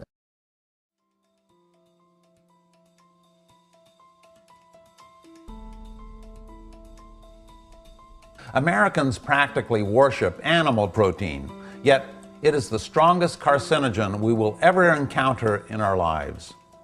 This is not something that has been recently discovered. It's something that has been ignored due to our obsession with eating meat. In the 1960s, researchers in India thought by increasing animal protein, it would help cure cancer. What they found was just the opposite. In 100% of the cases, increasing the consumption of animal protein caused cancer. During the 1980s, Dr. Robert Good discovered that mice that were fed a lower protein diet had fewer cancers. He confirmed this by studying the low protein diets of Aborigines in Australia, who had extremely low rates of cancer. T. Colin Campbell has also confirmed the protein-cancer connection, but with more precision and depth. Like the researchers in India, he injected rats with a powerful carcinogen to induce liver cancer. When they were fed a 20% animal protein diet, 100% of them developed cancer. When they were fed a 5% protein diet, none of them developed cancer, despite the presence of the carcinogen. Where those researchers, also interested in liver cancer, were feeding rats 2 different levels of protein, with the idea that the higher levels of protein might help to prevent the development of that kind of cancer. And what they saw and what they reported was exactly the reverse. The higher levels of protein, I would call the normal levels, all those animals got liver cancer when they were exposed to a carcinogen. The animals that fed the lower levels of protein did not. And so all of a sudden, and it was like 100-0 score. I mean, all the animals in the group fed the higher levels of protein got cancer, and none in the lower level. Dr. Campbell found that cancer could even be turned on and then turned off by varying the level of animal protein in the diet. We could actually turn on and turn off cancer just by giving them protein or taking it away. It was also found that casein, the primary protein in all dairy products, was the most aggressive cancer promoter of all. In contrast, when the animals were fed a diet of 20% vegetable protein, none of them developed cancer, despite the presence of the carcinogen. Cancer was only triggered with animal protein. In further experiments, they found that regardless of how many carcinogens entered the body, the development of cancer was totally dependent on how much animal protein was consumed. In other words, the consumption of animal protein makes us more susceptible to cancer. This is one reason why populations such as the Okinawans and other groups who eat plant-based diets have much lower cancer rates. In effect, their plant-based diets form a green light around them, protecting them from cancer. Dr. Campbell did further studies to investigate whether nutrients other than protein might promote or reverse cancer. With stunning consistency, nutrients from all animal foods grew tumors, while nutrients from plant foods shrank tumors. In other words, environmental agents are the seeds for cancer. Animal foods are the fertilizers that allow these cancer seeds to grow. How well do these studies translate into human terms? The biochemistry that operates to cause cancer, let's say in an experimental animal, is essentially the same kind of biochemistry operating in humans. Dr. Campbell had a unique opportunity to test these findings as he directed the largest nutritional study ever conducted in human history. His conclusion? Differences in cancer rates corresponded directly to differences in the amount of animal protein consumed. The more animal protein, the more cancer. That as soon as small amounts of animal-based foods began to appear in certain diets in China, that's when Western diseases began to appear. Even putting reasonably small amounts of animal food into the diet, animal protein of course, would tend to elevate blood cholesterol levels that lead to heart disease, would tend to associate with emerging increases in cancer risk. And so the China study became then quite interesting and exciting, the results, but primarily in the context of what went on before. Had we done the China project alone and only the China project, I'm not sure I'd be sitting here telling the same kind of story, because it was somewhat limited, in terms of establishing, of course, cause and effect relationships. And as we started to investigate that question, is how does protein cause cancer? And we looked at a variety of different kinds of things, and every time we looked for a mechanism, we found one. In my way of thinking, that was probably one of the most important observations I think I made during the last 50 years. Because it turns out that when you got these relationships between causes and effects, they operate through a whole symphony of reactions, all highly integrated and working in ways in which, the response is produced. And so that begins to challenge in a major way the way we think about nutrition, the way we think about health, and especially the way we think about medical practice. It's sort of like the body saying, okay, I need protein, but don't give me more than I need. Especially don't give me the protein coming from other animals. What I was interested in those kind of studies was to learn something about principles. Because what I was beginning to see were things that were challenging fundamental assumptions and fundamental principles. I mean, one of which is, for example, can cancer really be reversed? can it be reversed by just simply altering nutrient intake? Again, that's something that was unheard of. You know, starting out believing that animal protein was the greatest food, was food from heaven or whatever, and finding out it's the problem, not the solution. And it's the one that's been ignored. Everybody talks about vitamins and minerals and fat and fiber and so forth and so on, but the nutrient that has driven the debate, has driven our practice, has driven everything, more than any other thing, is basically our reverence for animal protein. Either directly or indirectly, our assumptions about medicine and healthcare really can be traced to that awesome reverence for that nutrient. It tends to increase the activity of a really important enzyme called the mixed function oxidase. It's in the liver. It converts a normal cell to a cancer cell. Just the protein can do that. That's one thing. It does many, many things. It tends to impair the immune system. Specifically, we found, for example, that it impaired the activity of these so-called natural killer cells. Animal protein will tend to increase estrogen and hormone levels that in turn might be associated with breast cancer. It modulates energy relationships. I mean, the animal protein itself does a whole bunch of different things that all tend to converge in the same direction to actually create more cancer. The combination of all these things working together, of which there are incidentally countless things. I mean, hundreds of thousands of probably different kinds of chemicals in food that can operate together like this, and they're working as a symphony. And the final effect is either health or disease, depending on whether you're working with the wrong stuff or the right stuff. Another reason why animal protein causes cancer has to do with digestive enzymes, or a shortage of them. Cancer cells have a protective protein coating around them, which makes them invisible to the immune system. The pancreas produces two enzymes necessary to digest animal protein. In addition to digesting animal protein, only these enzymes can dissolve the protein coating around cancer cells, which makes them visible to the immune system so they can then be destroyed. Animal protein requires a lot of enzymes to digest it, and eating a diet high in animal protein can actually cause a shortage of pancreatic enzymes. When this happens, cancer cells will keep their protective protein coating and remain invisible to the immune system and start multiplying.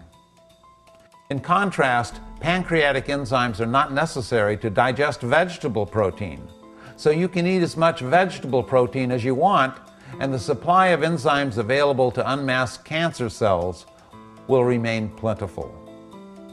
Successful cancer therapies are now being used based on expensive pancreatic enzyme supplementation, although it's much easier and cheaper to simply change your diet. These findings fit together with Dr. Campbell's findings. Animal protein promotes cancer, and vegetable protein does not. They also agree with thousands of studies linking animal foods with cancer. What's amazing is that it has taken all these studies to confirm what was obvious to observers in the late 1800s.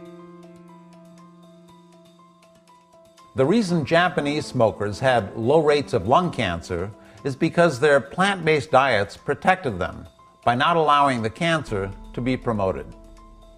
But as their diets changed and their consumption of animals increased, their rates of lung cancer increased correspondingly. Japanese smoke. To this day, you can go in, or I haven't been there in a few years, but until recently you could go into a bank and they were smoking. But their incidence of lung cancer was way lower than expected. As soon as the Western diet was introduced, lung cancer went up. Well, do hamburgers cause lung cancer? No.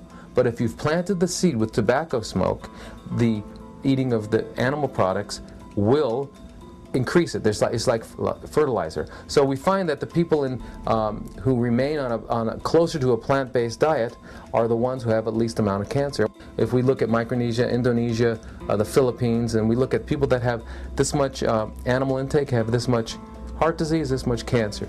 You go to the US, Germany, or Great Britain, they have this much animal intake, they have this much heart disease, this much cancer. The reason we have an epidemic of skin cancers today is not because of sun exposure, but because our diets allow the initiation and promotion of skin cancer. Skin cancer, incidentally, is also a dietary thing. A lot of the DNA damage that we experience from time to time, whether it's from sunshine or chemicals or whatever, that kind of damage automatically, in most cases, gets repaired. But it's not a 100% repair process. A little escapes repair, and so we leave behind a little residue that we don't want. And it turns out the diet, again, affects that repair process. We don't have to look at studies to see how powerful diet can be in protecting us from cancer. We can look at people who have battled and then reversed cancer with a change in diet. Take the story of Meg Wolf. As documented in her book, it was discovered she had a malignant tumor in her leg. The treatment? They amputated her leg and put her on a regimen of drugs. A few years later, the cancer showed up in her thyroid. The treatment? They removed half her thyroid and put her on a regimen of new drugs. A few years later, the cancer spread to her breast and lymph nodes. The treatment? They amputated her breasts, put her on a regimen of new drugs, chemotherapy, and radiation. None of these treatments worked. They caused horrific side effects, and she was told to prepare for death. As her doctors were pronouncing her terminal, she discovered macrobiotics, a plant-based diet composed largely of brown rice and vegetables. After stopping the toxic treatments and switching to macrobiotics, her body started to recover, until she was completely healed of cancer. Conventional medicine had missed the point. While they were amputating body parts and treating the symptoms of cancer, they completely ignored what was causing the cancer in the first place and left a ticking time bomb inside her body. The body is born with an amazing self-healing ability. It has a complex matrix of systems that basically work really well as long as you give it what it needs. Out of every 1,000 calls we get, most of them are from people that have been diagnosed with cancer. We have people calling us all the time who have been told they're going to die in a few months, and they're not crying. They're joking with us on the phone. They say, I'm going to beat this. They're saying, I want to come and learn what I can do to support my recovery. And those are the people it's going to work for. I'll tell you the story of Elaine Nussbaum, who wrote a wonderful book on her own recovery from cancer. It's called Recovery from Cancer. She had uterine cancer which metastasized to the bones throughout her body. In fact, she was in a body cast. And she was going downhill and downhill, was given a short time to live when someone told her about macrobiotics. We were able to supply 6 cases of metastatic cancer who had all not been given hope with medical means, stopped the medicine, started macrobiotics, and fully recovered.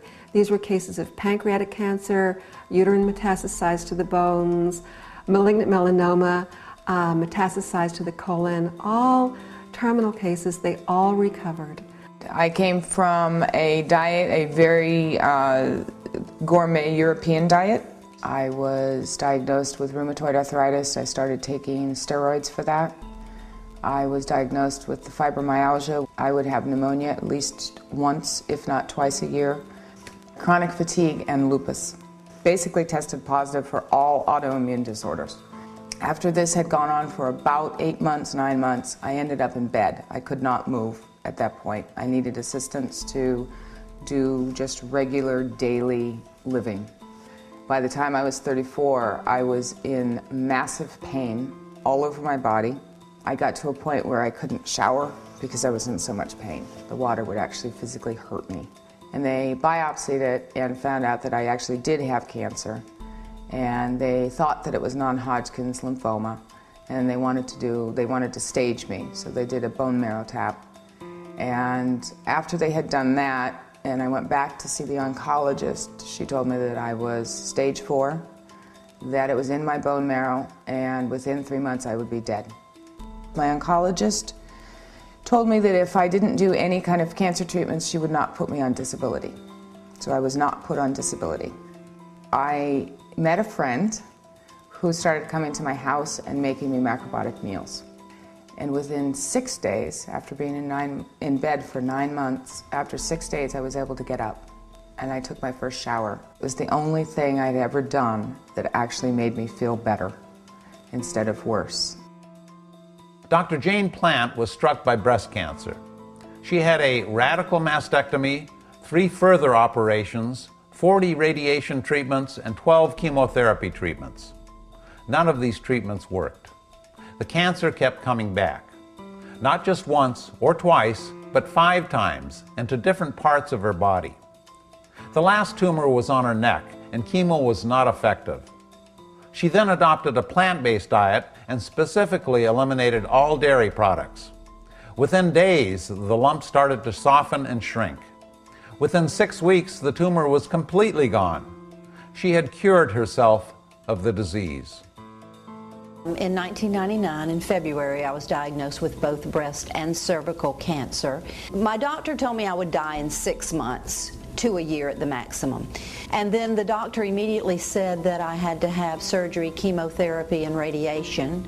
But I refused those treatments because I had family members, my mother, all of my aunts on my mother's side, and my one aunt on my dad's side had all had either breast, cervical, uterine, or ovarian cancer, and they had done surgery and chemotherapy and radiation, and either the treatments killed them or their cancers came back with a vengeance, and it was very horrific in watching what happened to them. I was prepared to do anything other than that, meaning the surgery, the chemo, and the radiation. The lump that was in my breast was about the size of $0.50. In 1 month, it was about the size of a dime. That's how dramatically it shrunk. The bleeding that I'd had from the cervical tumors that had been really, really strong and going for quite a while, in 30 days, it was completely stopped. Brenda now helps terminally ill cancer patients, as well as people with a wide spectrum of diseases.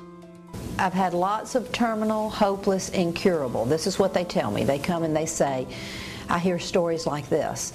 The doctor says that what I have is untreatable, that there really isn't anything that they can do for it, and that all that they can do now is to manage my pain. I have people that say the doctor has said I only have a few months or a few weeks. So I get a lot of those people. And I have seen people that have come back from brain cancer, colon cancer, breast cancer, ovarian cancer, prostate cancer, melanomas, and every other type of cancer. One of Brenda's clients was Elizabeth Capadia. And they sent me for an MRI, and I had a tumor on my pancreas. They gave me a chance of a 50-50 chance of living with the operation. They're going to take the pancreas out, and they told me that they would probably the gallbladder was bad, and they would take the gallbladder out as well. After attending Brenda's program, she went back to the doctor for another MRI. But I said I need it because I did a nutritional change, and so they finally said okay, and they sent me to for another MRI, and the tumor was completely gone. She said, Brenda, I went back to the doctor. She said, they've had me come back in 4 times. They've retested me again and again because, believe it or not, they cannot find cancer anywhere in my body. There are thousands of well-documented biopsy-proven cases of cancer reversals due to diet. Here is a list of some of the cancers that have been healed naturally.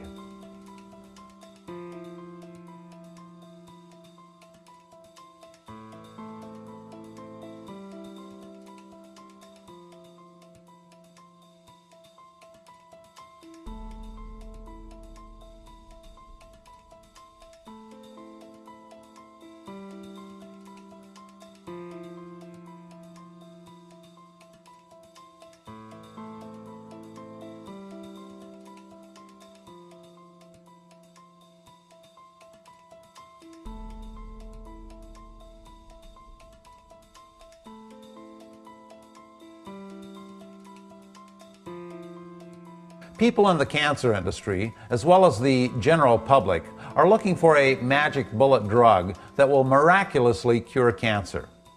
The latest research frontier is cancer vaccines. Every vaccine out there is based on stimulating your immune system, which is impaired because of our lousy diets. You don't have to wait for an expensive vaccine. You can accomplish the same thing and vaccinate your body by getting real medicine from real foods that will put a green light around your body. We also read in the news about so-called superfoods for fighting cancer. Blueberries fight this type of cancer, curry fights that type of cancer, a chemical in raspberries causes certain cancer cells to commit suicide, and so forth. These are nutritional magic bullets, but they won't work unless the rest of your diet is designed to fight cancer. A few berries on top of your cheesecake won't make a dent against cancer. It is not this food or that food, but your entire nutrient profile that is going to fight cancer. The hundreds of thousands of chemical reactions the body has with the food it encounters. If all those reactions are going in the right direction, you can beat cancer with diet. In order for cancer to survive in your body, it needs the right environment, and that is primarily determined by what you put into your mouth. Please visit our website, where we have references to clinics, books, and other resources that have helped people reverse cancers naturally. What these programs do is nothing short of a blood transfusion that floods your body with nutrients it has literally been dying for. If you have cancer, I would highly recommend you visit a clinic that has a successful track record reversing cancers using diet and lifestyle changes. They have specialized programs and can tailor a diet to your individual needs, as well as provide the support most people need. When you consider that almost all of their patients have already been devastated by conventional treatments and been sent home to die, their records with cancer reversals are nothing short of miraculous. To be sure, you will not get these dietary guidelines from the cancer industry, because they, admittedly, do not know how to prevent, much less reverse, cancer. There are a number of clinics in the U.S. and throughout the world which offer concentrated natural supplementation, such as intravenous vitamin C, pancreatic enzyme therapy, Laetrile, and a host of other treatments. Many of these treatments have been successful in helping to reverse cancers and may be worth your investigation. But no matter how natural or how successful such supplementation may be, none will be successful in the long term unless you attack the root cause of cancer by changing your diet and lifestyle. It does not heal cancer. It does not restore the body's defenses. It doesn't restore the liver and the immune system and the enzyme system and the pancreatic enzymes. It doesn't restore. It can help the body fight cancer, but it doesn't heal. I would advise that you stay away from any non-natural synthetic supplementation. 1,000 milligrams of daily vitamin C in pill form has been shown to reduce the risk of stomach cancer. Yet, just 37 milligrams of natural vitamin C from an orange will lower the risk by twice as much. Rather than taking pills, is to have someone get a juicer out and make some really healthy green juices. I don't like a lot of sweet juices because they feed the cancer, and we don't really want to do that, so fruit juices are out. But green juices, and you can put a few apples in to make it taste good and a little bit of lemon. There's ways of making it taste delicious. But when you take this much vegetable and you extract the fiber and you've got this much liquid, you couldn't possibly have eaten that much, but you can drink that much. And you're getting not only the phytonutrients and all that, you're getting the enzymes, you're getting things that we have not even discovered about from there. So that's the way we approach supplementation. Synthetic supplementation throws the body off balance and results in side effects. A recent study, for example, shows that artificial fortification of food with folic acid greatly increases the risk of colon cancer. The take-home lesson: get your folic acid and other nutrients from foods in their natural packages, because they are far more powerful than synthetic substitutes. I know of people who have had successful supplementation treatments. Because of the success, they went back to eating a typical American diet. Guess what? Their cancers returned with their bad diet, despite the supplementation. Magic bullets, natural or not, will only go so far. They may be good at providing a temporary fix, But if you want the cancer to go away for the rest of your life, you have to stick to the fundamentals. Fundamental therapy is really number one, and that is how do we stop making cancer? Because it doesn't matter how good you are at getting rid of it, if it's not going to stay gone, then you haven't done anything. If you're diagnosed with cancer, realize something. That the person that diagnosed you has cancer, and probably everyone in your family has cancer, and we all have cancer. Getting cancer should not be a surprise to anyone. Will you survive it? And yes, it is survivable. It's survivable by reversing the conditions that brought it on. If you had an aquarium and the fish were sick, the veterinarian would not say, bring me fish, he'd say, bring me a cup of the water, I'll tell you what's wrong with the fish. And if you had a garden and it was failing, the first thing you would look at is the soil. Well, we have a soil, and we're the gardeners, and we will have a harvest. I tell them that my job is to try to selectively target and kill the cancer as best I can, and enhance your immune system as best I can. But your job is to stop making cancer. We change our body every 8 months, so if I have cancer now and I had it 8 months ago, it's because I'm continuing to make it. When I have two people, same particular type of cancer, same stage, the one who embraces the lifestyle changes, and I mean embraces it, is happy, not as doing it as a burden. Oh, I've got to eat this way. But the person who says, I feel, wow, what an opportunity this is. That person I have on, the other one who has absolutely rejected it, guess which one's still alive?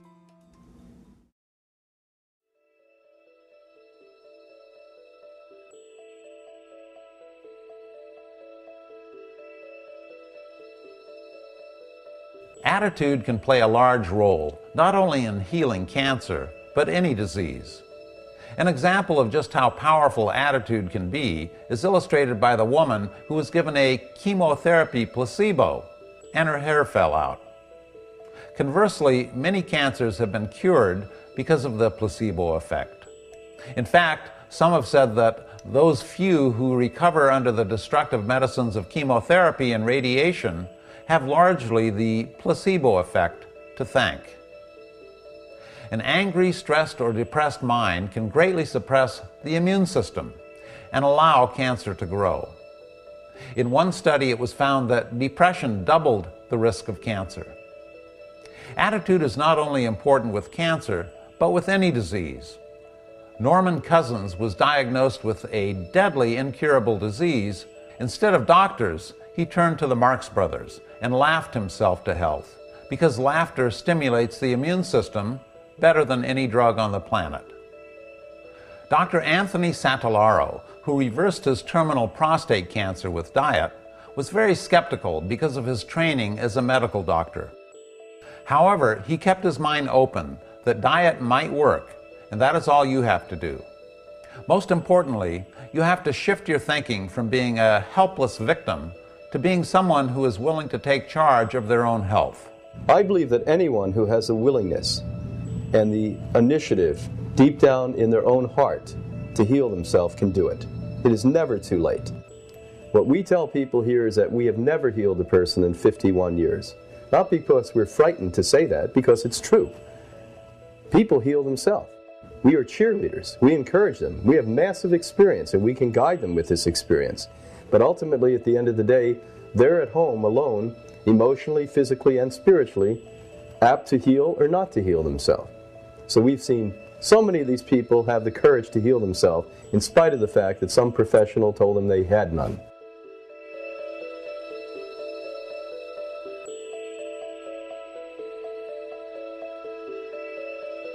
Ultimately, I'm a pragmatist. If something works, I use it. If it doesn't, I don't use it. For the vast majority of cancers, conventional treatments simply do not work. And personally, I would never use any of them on any cancer.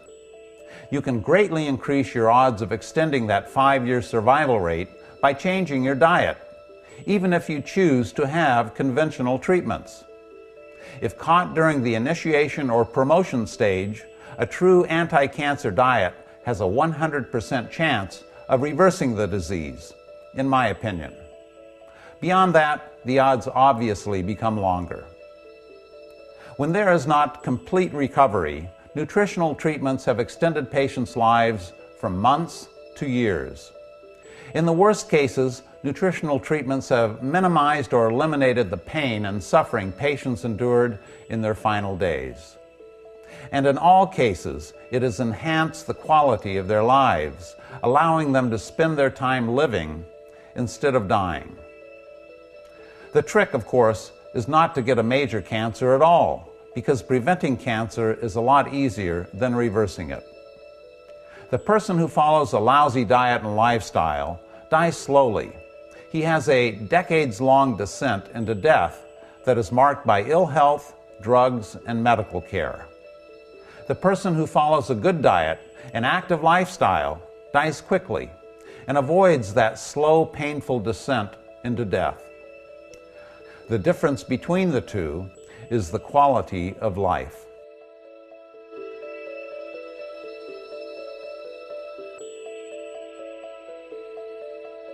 We now have a standardized conveyor belt-like delivery of cancer therapy that, in the vast majority of cases, leads directly to the funeral home. Since the war on cancer began, we have been involved in a massive experiment which uses our bodies, our health, our wealth, and our goodwill to test the proposition that modern science can improve upon the medicines found in nature. In the case of cancer, they cannot, and never will.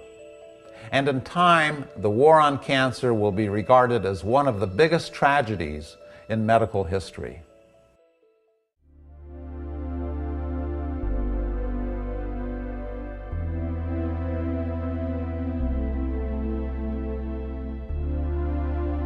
Mary Harrington healed stage 4 melanoma.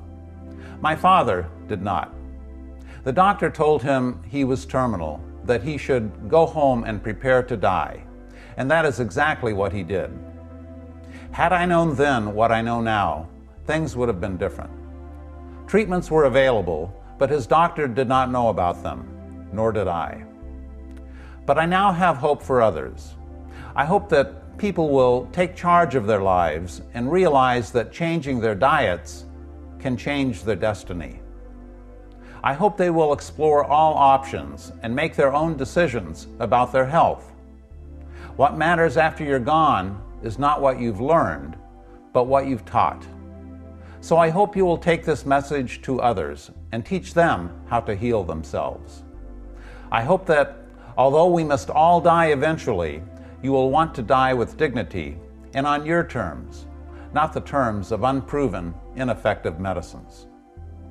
And finally, I hope that you will realize that true cures, long-term healing, always works from the inside out. Thank you for joining me today.